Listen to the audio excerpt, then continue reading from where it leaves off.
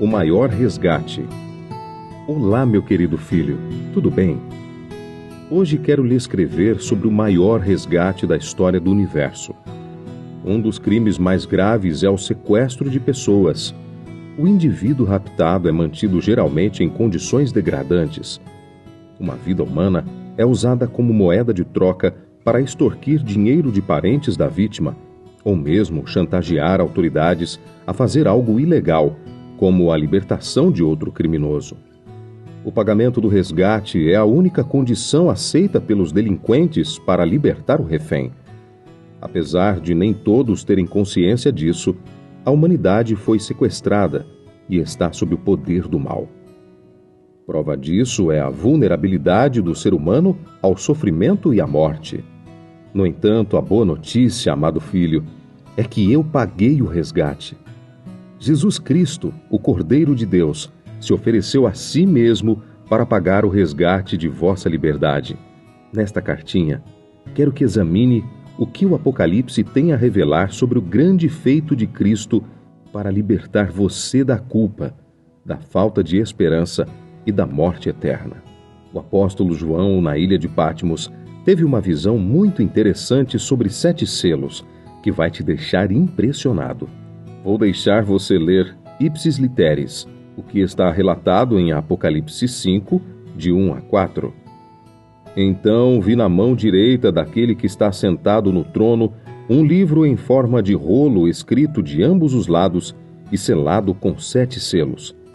Vi um anjo poderoso proclamando em voz alta: "Quem é digno de romper os selos e de abrir o livro?" Mas não havia ninguém, nem no céu, nem na terra, nem debaixo da terra, que podia abrir o livro, ou sequer olhar para ele. Eu chorava muito, porque não se encontrou ninguém que fosse digno de abrir o livro e de olhar para ele. Filho amado, você percebe aqui o desespero no choro do profeta? Na verdade, João está vendo, na sua visão, uma crise na sala do trono. Toda adoração é interrompida com a pergunta de um anjo poderoso: "Quem é digno de abrir o livro e de lhe desatar os selos?" Apocalipse 5, versículo 2. Para tomar o livro das minhas mãos e abrir seu conteúdo, a pessoa deveria ser considerada digna. Nos dias de João, a dignidade indicava uma qualificação distinta que tornava a pessoa apta para um ofício altamente honrado. Essa qualificação era baseada em realizações notáveis, como a proeza e a bravura exibidas no campo de batalha. Ninguém era considerado digno, nem no céu, nem sobre a terra, nem debaixo da terra. Apocalipse 5, 3. Somente um ser que tivesse qualificações humanas e divinas poderia tomar o livro e abrir-lhe os selos. Portanto, a angústia é compreensível, porque nenhum ser criado no universo cumpria essa qualificação. Apocalipse 5, 3. Foi isso que provocou a tristeza e o desespero em João, que começou a chorar.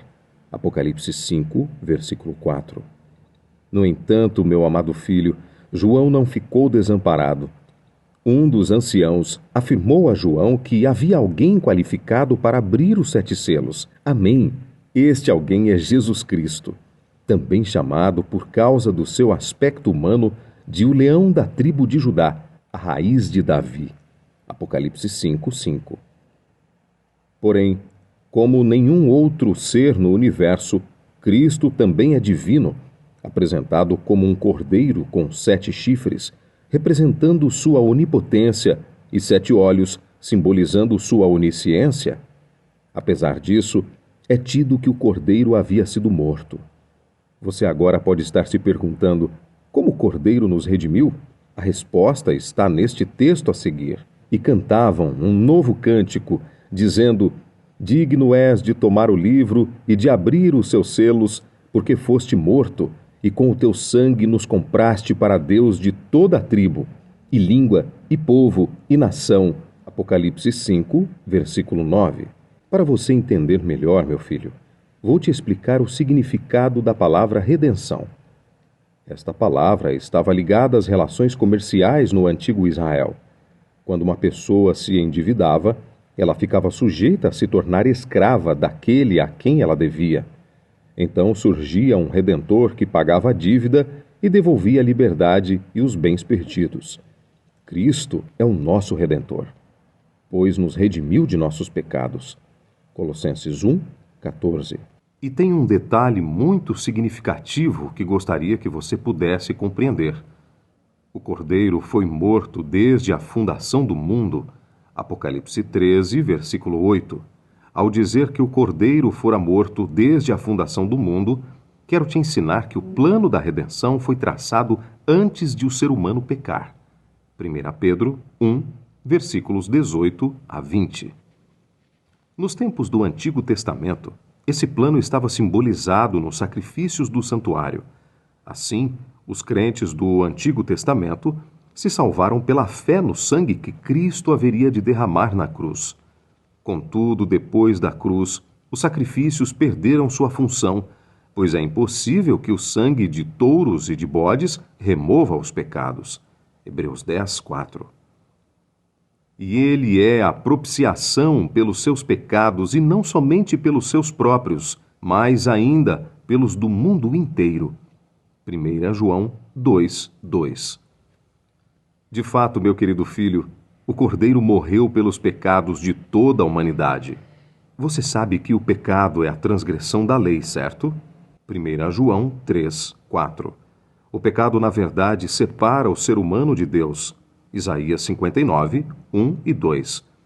Como resultado, ele vos leva à condenação à morte. Romanos 6, 23. E vos destrói e vos destitui da glória divina. Romanos 3, 23. Eu quero que confie na promessa da libertação que Jesus fez aos que forem fiéis até o fim. Apocalipse 2, 10. A promessa é certa, e sou eu que vou cumprir, se você for fiel até o fim. Te libertarei totalmente de tudo que é triste, doloroso, degenerativo e cruel. Meu desejo é muito mais do que simplesmente solucionar situações emergenciais. No livro de Atos, capítulo 16 e verso 31, nos diz que para ser salvo e salvarmos nossa família, é necessário crer no Senhor Jesus. A salvação existe apenas em Cristo. Atos 4, 12. Portanto, crer em Jesus é manifestar fé naquele que é o único caminho que nos conduz ao céu. João 14, 6. O ato de crer envolve o ser humano todo e se reflete de modo prático no dia a dia do seguidor de Cristo. Tiago 2, 17 a 19. Agora, filho, se você tem cometido pecados, quer seja por ignorância ou conscientemente, é necessário você ouvir e atender esta minha orientação. Arrependei-vos, pois, e convertei-vos para serem cancelados os vossos pecados. Atos 3,19. Na linguagem bíblica, arrepender-se significa sentir tristeza pelos erros cometidos e decidir mudar de atitude. Essa é a condição bíblica para que nossos pecados sejam cancelados. Sendo assim, se você se arrepender de verdade, começará a ver as coisas como eu as vejo. E tem mais um detalhe muito importante. Vou lhe dizer, o arrependimento sincero, com tristeza no coração, levará você a fazer a minha confissão. E isso trará a você não somente o perdão, mas também a purificação. 1 João 1, 9. A confissão envolve o reconhecimento de seu pecado e a entrega de sua vida ao Senhor, buscando em mim forças para crescer em santidade. Você gostaria, meu filho, de entregar sua vida a Jesus? Fico muito feliz. Agora quero te contar o que acontece quando você aceita Jesus como seu Salvador. Sabe, meu filho, é algo maravilhoso. Escute com atenção. Se alguém está em Cristo, é nova criatura. As coisas velhas já passaram, eis que se fizeram novas. Na verdade, em Cristo você morre para o pecado e nasce para uma nova vida no Espírito. Romanos 6, 8 a 11. Tornando-se assim uma nova criatura. Eu estou torcendo por você.